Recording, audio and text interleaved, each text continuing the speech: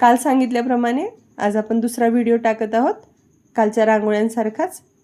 हे मोठं कलश आहे.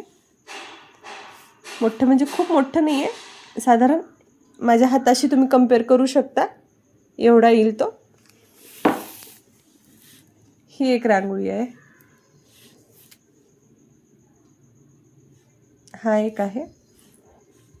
हे तुळशी वृंदावन आहे. ही एक सुंदर रांगोळी आहे. या रांगोळीमध्ये खूप सारे रंग आहेत आपल्याकडे.